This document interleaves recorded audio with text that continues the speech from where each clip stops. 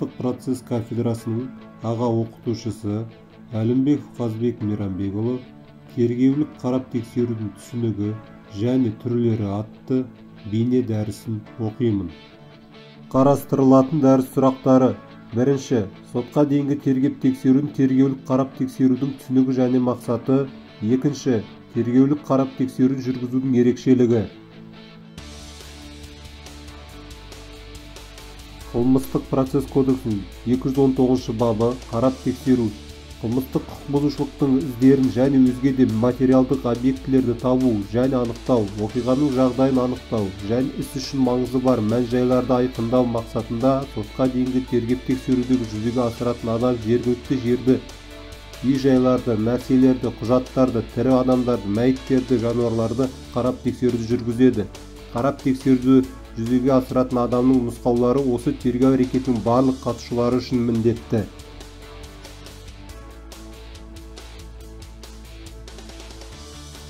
Тергеулік қараудың түрлерін жіктейтін болса, оларды келесідей бөлуге болады.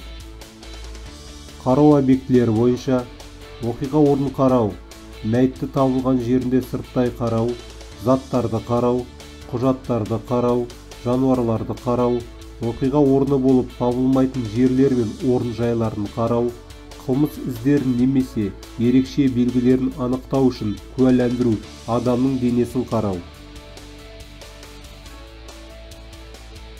Қарап тексеру кезектігі бойынша: бастапқы, қайтадан, бұрын жүргізілген тергеулік қарау қайта жүргізілсе. Көлемі бойынша: негізгі, қосымша, алдыңғы тергеулік қараудың қаралмаған жерлерін қарайтын болса. Көлемі бойынша: негізгі, қосымша, алдыңғы тергеулік қараудың қаралмаған жерлерін қарайтын болса.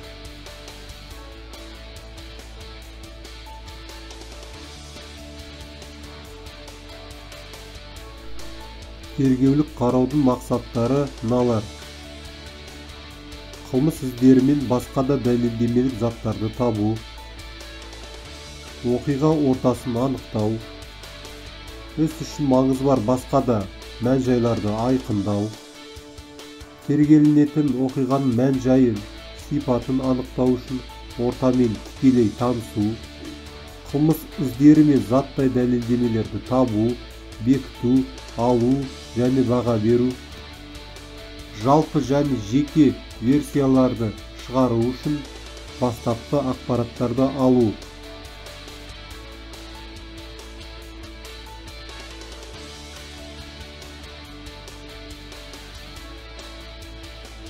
Осылайша, тергеулік қараудың мақсаттарын анықтай отырып, олар дәлелдемелерді жинау мен зерттеуден тұрады десек болады.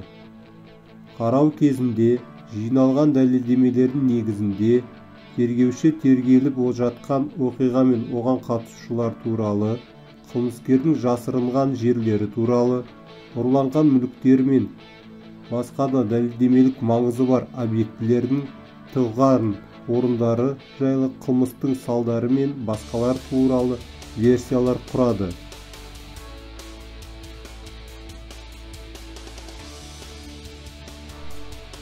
Оқиға болған жерді қараудың сатылары. Бірінші, оқиға болған жерді қараудың дайындық сатысы. Екінші, оқиға болған жерді қараудың жұмыс, яғни операциялық сатысы. Үшінші, оқиға болған жерді қараудың қорытынды сатысы. Оқиға болған жерді қарау, дайындық, жұмыс және қорытынды саты деп бөлуі тергеушінің қарау үрдісі кезіндегі жеке-жеке әрекеттерінің барлығы қараудың жалпы мақсатына жетуге бағытталған.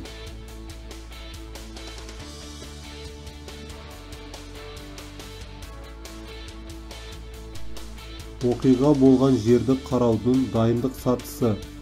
Бірінші, не және қайда болғанын анықтап, оқиға орнындағы жабдықтарды қорғауды қамтамасыз ету үшін жергілікті әкімшілік немесе полиция органына оқиға орнын қарау туралы нұсқау берілген. Екінші, қорғауды ұйымдастыру қызметшілеріне мәліметтерді аса пайдалы болатын оқиғаны өз көзімен көрген тұлғаларды анықтау қажеттілігі туралы ескертуге. Үшінші, егер жәбірленуші болса, оларға медициналық көмек көрсету туралы нұсқау беруге. Төртінші, полиция қызметкерлері күдікті тұлғаларды ұстауға және болған оқиғаның зиянды зардаптарын болдырмауға шара қолданбағанын анықтауға. Бесінші, тергеу портфелінің, фотоаппараттардың және қарау жүргізілуі қажетті басқа да құралдардың толық жинақталуын оқиға орнынан шығу алдында тексеруге және қажетті мамандарды шақыруға міндетті. Оқиға болған жерді қараудың жұмыстық сатысы. Ол жалпы және егжей-тегжейлі қарау деп екіге бөлінеді. Жалпы қарау оқиға болған жердің жалпылама қарауынан, кеңістіктің шекарасын анықтаудан, қандай қарау әдісін пайдалану туралы сұрақтарды шешуден тұрады. Сондай-ақ, өндіріс мақсатын таңдау үшін жалпылама және бөлшектік фотосуретке түсіріледі және оның атқарылуымен қарастырылады. Содан кейін тергеуші оқиғаға байланысты басқа да қатысушылармен оқиға болған жерде қандай да бір объектілер бар екенін қарап, жиынтығын зерттейді. Оқиғамен байланысты объектілерді зерттеп, сыртқы түрін суретке түсіру арқылы нақтылайды. Болашақ хаттамада жобаларды, жоспарлар мен сызбаларды жасап құрастырады.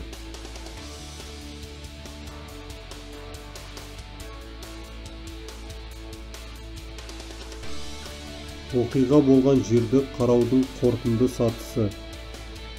Қорытынды сатысында оқиға болған жерді қарау кезінде атқарылған барлық жұмыстарды, іске маңызды барлық мәліметтерді, іске қатысқан барлық тұлғалардың әрекеттері толығымен жазылып көрсетіледі. Оқиға болған жерді қарау кезінде жасалған барлық зерттелген және қаралған, атқарылған жұмыстардың нәтижелері, егжей-тегжейлері оқиға болған жерді қарау хаттамасына жазылады. Осы хаттама оқиға болған жерді қарау тексеру әрекетінің нәтижесі болып табылады. Бұл хаттаманы оқиға болған жерді қарауды жүзеге асырған тергеуші рәсімдейді.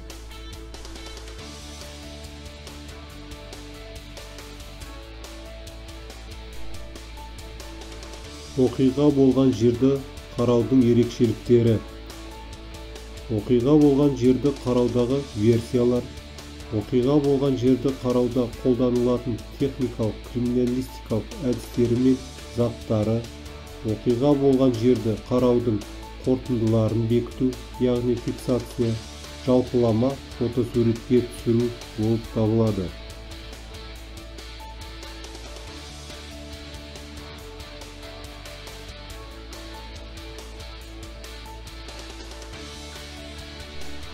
Оқиға болған жерді қараудың үш тәсілі қолданылады.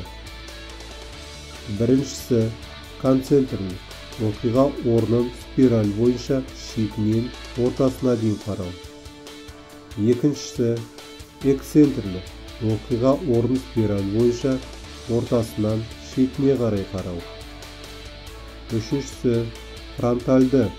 Оқиға орнын бір жақ шетінен жылжи отырып қарау.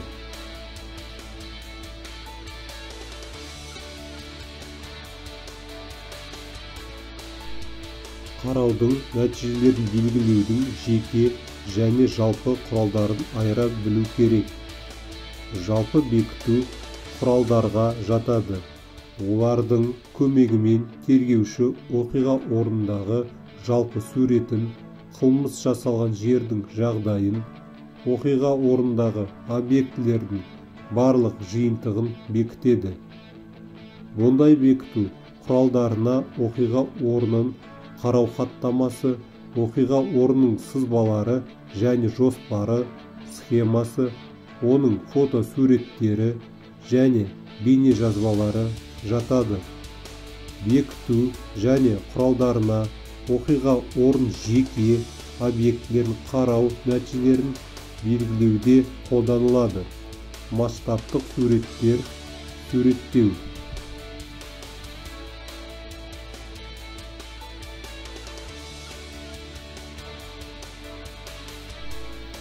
Жалпы шолып қарау арқылы объектілердің орналасуын, олардың ара қашықтығын және басқа да жағдайларды есептей келіп, тергеуші оқиғаның болу механизмін болжап, көз алдына елестетіп, болған оқиғаның көрінісін ойша жасап көруі керек. Міне, осы тұрғыдан алғанда, оқиға болған жерді қараудың бұл сатысы тергеушінің шығармашылық талдауын қажет етеді. Осындай талдаудың сапасы қараудың және тергеудің дұрыс бағытта болуына тікелей ықпал етеді. Қараудың бұл сатысында тергеуші объектілерді қарау кезегін ретін шешіп алады.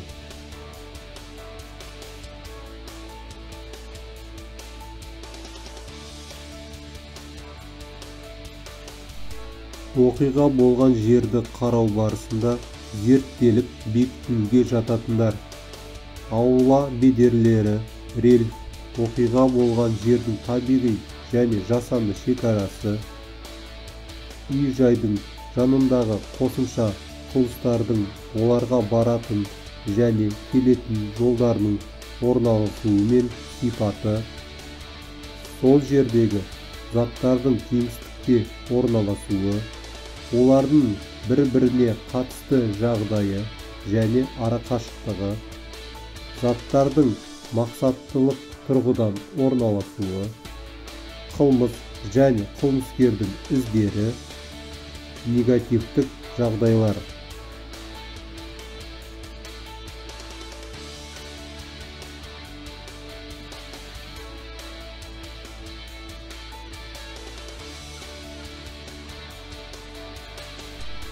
Негативтік деп қарау барысында пайда болған фактілерге криминалистикалық болжамдарға қарама-қайшы криағырлық жағдайларды атайды.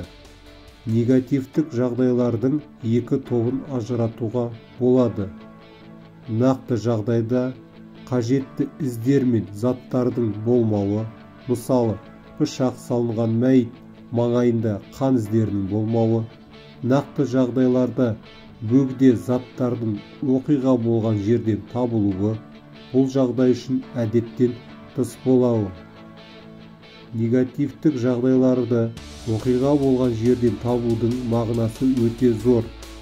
Оның себебі мұндай жағдайларды талдау нәтижесінде қылмысты жасағандығы, яғни тергеудің нақтылы бір нәтижесін қалайтын тұлғаның шын мәнінде болған оқиғаға сәйкес келмейтін жағдайды қолдан жасауды әшекерлеуге мүмкіндік туындайды.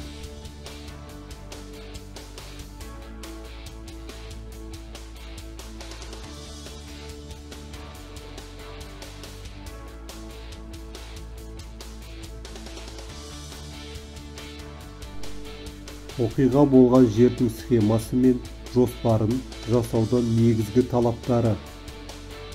Оқиға болған жердің схемасы мен оның жоспарын сызу, бұл да ол жерді бекітудің бір түріне жатады.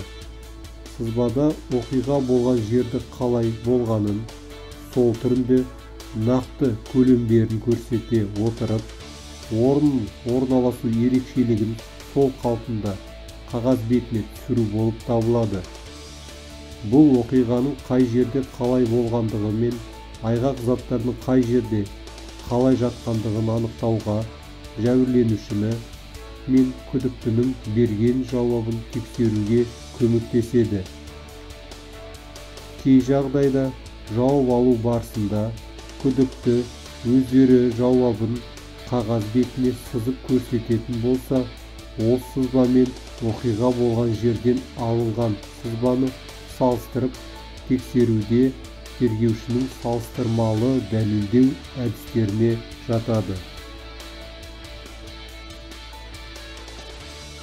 осымен бейнедәріс аяқталды. Назар аударып тыңдағандарыңызға рахмет.